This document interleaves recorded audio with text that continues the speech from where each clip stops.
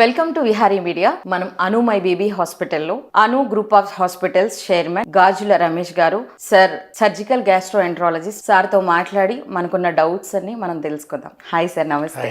ఎలా ఉన్నారు సార్? బాగున్నానండి సార్, మా ప్రేక్షకులకు కానీ మా వ్యూయర్స్కి కానీ చాలా డౌట్స్ ఉన్నాయి. ఏంటంటే అసలు మనము టెక్నాలజీ పరంగా చాలా ముందుకు వెళ్ళాం సార్ మనం, కానీ ప్రతి ఇంట్లో ఒక పేషెంట్ ఉంటున్నారు ఏదో రకంగా. అసలు ఎందుకు అలా ఉంటున్నారు? ఇప్పుడు మీరు చెప్పిన పాయింట్ చాలా అబ్సల్యూట్లీ కరెక్ట్ అనమాట. ప్రతి ఇంట్లో ఈరోజు యంగ్ పేషెంట్ కావచ్చు, ఓల్డ్ పేషెంట్ కావచ్చు, అంటే ఒక కుటుంబంలో ఒక జబ్బుతో లేని వ్యక్తి లేకోకుండా అయిపోయారు. అది చిన్న వయసు వాడైనా అవ్వచ్చు, పెద్దవాడైనా అవ్వచ్చు, ఎవరో ఒకరు ఏదో ఒక ప్రాబ్లంతో సఫర్ అవుతూనే ఉన్నారు. ముఖ్యంగా కామన్ ప్రాబ్లమ్స్ ఈరోజు మనం చూస్తుంది ఏంటంటే డయాబెటీస్ కానీ, హైపర్ టెన్షన్ కానీ, లేదా కొంతమంది హార్ట్ ప్రాబ్లమ్స్తో కానీ, కొంతమంది క్యాన్సర్లతో కానీ, ఇవేమీ లేవంటే ఏదో ఒక ఇన్ఫెక్షన్ సమస్యతో కానీ, ఏదో ఒక సమస్యతో ఒక వ్యక్తి అనే వాళ్ళు ఒక పేషెంట్గా ఉంటున్నారు. ఇవన్నీ లాంగ్ స్టాండింగ్ డిసీజెస్ కూడా ఉంటుంది. అంటే ఒకరోజు నేను వైద్యం తీసుకున్నాను, నాకు షుగర్ వచ్చింది, వైద్యం తీసుకున్నాను, ఇంతటితో అయిపోయింది, లేదా బీపీ వచ్చింది, అది నయమైపోయింది అనేది కాకోకుండా ఎప్పుడూ మెడిసిన్స్ పైన డిపెండ్ అయి ఉండటం, డాక్టర్స్ విజిట్స్ ఫ్రీక్వెంట్గా రావటం, అలాగని వైద్యం తీసుకుంటున్న కాంప్లికేషన్స్ రాకుండా ఉన్నాయా అంటే ఖచ్చితంగా ఉంటున్నాయి. సో మరి వీటన్నిటికీ ఎక్కడ ఉంది మూలం అన్నది తెలుసుకోవడం చాలా ఇంపార్టెంట్ థింగ్ అన్నమాట. ఇప్పుడు ప్రతి ఒక్కరు అనుకునేది ఏంటంటే నాకు ఆ డిసీజ్ రాకూడదు. ఇప్పుడు యంగ్ పీపుల్ చాలా మందికి క్యాన్సర్స్ వస్తున్నాయి, డయాబెటీస్. ఎందుకు ప్రతి ఇంట్లో డయాబెటిక్ పేషెంట్ ఖచ్చితంగా ఉంటున్నారు? ఎందుకు అలా జరుగుతుంది? అది చేంజ్ మన లైఫ్ స్టైల్ లేదా మన ఫుడ్ హ్యాబిట్స్. ఈరోజు అంటే ఇప్పుడు మనం పూర్వీకుల గురించి మాట్లాడుకుంటాం. మన పూర్వీకులు ఎత్తు బరువులు కానీ, లేదా ఆరోగ్య విషయంలో కానీ, వాళ్ళకి తెలియకుండా ఒక డిసిప్లిన్ అన్నది, సైన్స్ అడ్వాన్స్ కాకముందే ఒక డిసిప్లిన్ అన్నది మెయింటైన్ చేసుకుంది. నేచర్ అనేది మనకు చాలా నేర్పించింది. ఒక చీకటి, ఒక పగలు. ఈరోజు పగటికి రాత్రికి తేడా లేదు. సో మనం ఏంటంటే మన బాడీ కూడా ఆ సైకిల్కి ఒక అలవాటు పడ్డది. ఆ సైకిల్ని మనము బ్రేక్ చేస్తున్నాం. బేసిక్గా దీన్ని సికాడియన్ రిథమ్ అంటాం మనం. ఈ రిథమ్ అన్నది కంప్లీట్గా బ్రేక్ చేస్తున్నాం. ఈరోజు చిన్నపిల్లల్ని చూసుకున్న 11ంటికి కానీ 12ంటికి కానీ లేదా దాని తర్వాత కానీ పడుకుంటుంటారు. యంగ్స్టర్స్ అయితే 1, 2 అన్నది చాలా కామన్. సో రిథమ్ అన్నది కంప్లీట్గా చేంజ్ అయిపోయింది. తర్వాత రియల్ ఫుడ్స్ బదులు మనం ఫేక్ ఫుడ్స్ తింటున్నాం. ఈరోజు ఒక పిజ్జా కావచ్చు, దాన్ని తీసుకెళ్ళి మన అమ్మమ్మకు నానమ్మకు చూపిస్తే అదేంటంటారు. అంటే మన పెద్దవాళ్ళు గుర్తించలేని ఫుడ్ రియల్ ఫుడ్ కాదు. అటువంటి ఫుడ్స్ తింటున్నాం కాబట్టి ఈరోజు ఈ స్ట్రెస్ఫుల్ లైఫ్ స్టైల్ కావచ్చు, మొత్తం మారిన జీవనశైలి కావచ్చు, మనం మారుతున్న ఫుడ్ హ్యాబిట్స్ కావచ్చు, దీనివల్ల ఏంటంటే మనం జబ్బుల్లో పడుతున్నాం. కావాల్సిన దానికన్నా అధిక మోతాదులో తింటున్నాం. సో మన బాడీకి కావాల్సింది కొన్ని క్యాలరీస్. మనం చేసే వర్క్, ఇంతకుముందు చేసే వర్క్ ఎలా, వ్యవసాయం చేసేవాళ్ళు లేదా ఫీల్డ్లో ఎక్కువ వర్క్ చేసేవాళ్ళు కాస్త దృఢమైన గట్టి పనులు చేసేవాళ్ళు.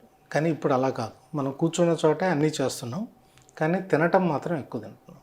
ఈరోజు అమెరికాలో చూసుకుంటే 100లో 90% మంది ఏదో ఒక మెటబాలిక్ ప్రాబ్లంతో బాధపడుతున్నారు. అలాగే ఇండియా కూడా అమెరికాతో ఆల్మోస్ట్ ఈక్వల్గా అయిపోతుంది. ఎందుకంటే మన food habits we are copying them. మన ట్రెడిషనల్ ఫుడ్ హ్యాబిట్స్ కాకుండా మనం వాళ్ళని కాపీ చేయటం వల్ల వాళ్ళ జబ్బులు కూడా మనకు రావటం మొదలెడుతున్నాయి. మన సౌత్ ఇండియాలో మీల్ చూసుకున్నట్లయితే మనం కొన్ని అన్నం, కూర, పప్పు, చారు ఇలా తింటాం. ఇప్పుడు ఏంటంటే అసలు సోషల్ మీడియాది ఎక్కువ అయిపోయింది సార్. మనం ప్రోటీన్ ఇంత తీసుకోవాలి, ఫైబర్ ఇంత తీసుకోవాలి అని చెప్పి చాలా మిక్స్డ్ ఫుడ్ తినడం వల్ల, అవేర్నెస్ తెలియకుండా అలా తినడం వల్ల కూడా ఏమైనా ప్రాబ్లం ఫేస్ చేస్తున్నారా సార్? అంటే బేసిక్గా ట్రూ అవేర్నెస్ అంటే న్యూట్రిషన్ గురించి తెలుసుకోవటం లేదా డైట్ గురించి తెలుసుకోవటం చాలా ఇంపార్టెంట్. ఎందుకంటే ఎవ్రీడే మనం తినే ఫుడ్డే మన శరీరంలో మన ఆరోగ్యం అంతా బాగుండాలి అంటే మనం తినే ఫుడ్ పైనే ఆధారపడి ఉంటుంది. సో ఈ ఫుడ్ గురించి తెలుసుకోవటం మంచిదే. కాకపోతే ఏంటంటే ఈ ఫుడ్ సైంటిస్టులు చాలామంది అయిపోయారు. ఇప్పుడు అమెజాన్లో వెళ్ళి మీరు ఫుడ్ గురించి బుక్స్ చూస్తే ఒక 40,000 బుక్స్ పైన ఉన్నాయి. అలాగే మనం ఎవ్రీడే చూస్తే ప్రతి ఒక్కరూ ఒక ఫుడ్ సైంటిస్టే. వాళ్ళకి నచ్చింది, వాళ్ళ బాడీకి సూట్ అయిందే అందరికీ సూట్ అవుతుందన్న ఉద్దేశంతో దాన్ని పబ్లిక్ మీడియాలో ప్రమోట్ చేస్తున్నారు. బేసిక్గా ప్రతి పర్సన్ ఈజ్ డిఫరెంట్. మీ ఆలోచన తీరు వేరే, నా ఆలోచన తీరు వేరే, మీ బాడీ వేరే, నా బాడీ వేరే, మీ ఫిజియాలజీ వేరే, నా ఫిజియాలజీ వేరే. ప్రతి వ్యక్తికి డిఫరెంట్గా ఉంటాయి, కానీ గ్రాస్ కాన్సెప్ట్స్ ఒకటే అవ్వచ్చు. బట్ ఆ బాడీకి తగ్గ, ఆ వెయిట్కి తగ్గ, ఆ మెటబాలిజంకి తగ్గ ఫుడ్ తీసుకోవడం అనేది చాలా ఇంపార్టెంట్. కాకపోతే ఈ ఫేక్ ఫుడ్ సైంటిస్టులంతా పబ్లిక్ మీడియాలో విపరీతంగా మాట్లాడేయటం వల్ల రకరకాల ప్రయోగాలు అయితే జరుగుతున్నాయి. బట్ స్టిల్ అంటే ఇవన్నీ కూడా ఎందుకు వస్తున్నాయంటే డిసీజ్ బర్డెన్ పెరిగిపోవడం వల్ల ఒక్కొక్కరు ఒక సూత్రం చెప్తున్నారు. అయితే ప్రాపర్ న్యూట్రిషనల్ నాలెడ్జ్ తెలుసుకోవడం చాలా ఇంపార్టెంట్. ఇప్పుడు ఫస్ట్ ఫ్యాట్స్ తీసుకోవాలంటున్నారు. ఫ్యాట్స్ అంటే ఇప్పుడు మన రెగ్యులర్గా కర్రీస్కి వాటికి ఉపయోగించే ఆయిల్స్, గీ, ఇవన్నీ కూడా ఫ్యాట్సే. అసలు ఎటువంటి ఫ్యాట్ ఫస్ట్ తీసుకోవాలి సార్? అంటే మనం ఎప్పుడు కానీ ఫ్యాట్స్లో గుడ్ ఫ్యాట్స్, బ్యాడ్ ఫ్యాట్స్ అని మనం ఎప్పుడు చూసుకోవాల్సింది ఏంటంటే ఇందులో కూడా చాలా మిస్కన్సెప్షన్స్ చాలా ఉన్నాయి. చాలా మందికి కూడా దీని గురించి అవేర్నెస్ లేదు. అవును, ఇప్పుడు టీవీ యాడ్స్లో చూస్తాం, freedom from your heart disease అని ఫ్రీడమ్ ఆయిలోడు అడ్వర్టైజ్ చేస్తాడు. లేకపోతే ఇంకొక ఆయిలోడు హార్ట్ డిసీజ్ రాకూడదు లేదా ఇంకో డిసీజ్ రాదు, ఈ ఆయిల్ రాదంటే ఈ ఆయిల్ వాడండి చాలా లైట్ అడ్వర్టైజ్ చేస్తారు. సో ఒకరేమో ఇంకొక ఆయిల్ ప్రమోట్ చేస్తారు, ఇంకొకరేమో ఇది తినొచ్చు అని చెప్తారు. బేసిక్గా ఏంటంటే బాడీలో మనకు ఫ్యాట్స్ అనేవి ఒక 7 రకాలుగా ఉంటాయి మనం తీసుకునే డైట్లో. ఇందులో కొన్ని జబ్బు కలిగించే ఆయిల్స్, కొన్ని జబ్బు కలిగించని ఆయిల్స్. ఇంతకుముందు మీకు చెప్పినట్టే the real food, fake food అంటే ప్రాసెస్డ్ ఫుడ్స్. ఇవన్నీ మనం చేసుకున్నవన్నీ ప్రాసెస్డ్ ఫుడ్స్. మనకు స్మెల్ బాగుండాలి, కలర్ బాగుండాలి, చూడటానికి కూడా చక్కగా ప్యాక్ చేసి ఉండాలి. ఈ పద్ధతిలో వెళ్ళటం వల్ల మనం ప్రాసెస్డ్ ఫుడ్స్కి ఎక్కువ అలవాటు పడి ఈరోజు ఏదైతే ప్రాసెస్డ్ ఆయిల్స్ తీసుకుంటున్నామో అంటే మనం ప్యాక్డ్ ఆయిల్స్ ఏదైతే వస్తున్నాయో అవన్నీ ప్రాసెస్డ్ ఆయిల్స్ అన్నమాట. ముఖ్యంగా సీడ్స్ నుంచి వచ్చే ఆయిల్స్, వెజిటబుల్ సీడ్స్ నుంచి వచ్చే ఆయిల్స్ లైక్ వేరుశనగ నూనె కావచ్చు లేదా సన్ఫ్లవర్ ఆయిల్ కావచ్చు. ఈరోజు అందరికీ సన్ఫ్లవర్ ఆయిల్ అన్నది మేము సన్ఫ్లవర్ ఆయిల్ తింటున్నాం అంటే పేషెంట్ నేను ఎప్పుడైనా అడిగినప్పుడు వాళ్ళ డిసీజ్కి నేచర్ ఎక్కడ స్టార్ట్ అయింది అని కనుక్కోవడానికి వెళ్ళినప్పుడు మీరు ఏ ఆయిల్ తీసుకుంటారని రెగ్యులర్గా అడిగితే అందరూ సన్ఫ్లవర్ లేదా రైస్ బ్రాన్ ఆయిల్ వాడుతున్నాం లేదా అలా వాళ్ళు they think that is an a very protective oil. కానీ వాళ్ళు ఆ ఆయిలే ఒక విషంగా ఉంది అన్న విషయాన్ని తెలుసుకోవట్లేదు. ముఖ్యంగా ఏంటంటే మనకు ఆయిల్స్ అన్నిట్లోనూ కోల్డ్ ప్రెస్డ్ ఆయిల్స్ అంటాం, హాట్ ప్రెస్డ్ ఆయిల్స్ అంటాం. ఈ రిఫైన్డ్ ఆయిల్స్, ప్రాసెస్డ్ ఆయిల్స్ ఏవైతే బాటిల్స్లో సూపర్ మార్కెట్లో దొరుకుతున్నాయో ఇవన్నీ హాట్ ప్రెస్డ్ ఆయిల్స్.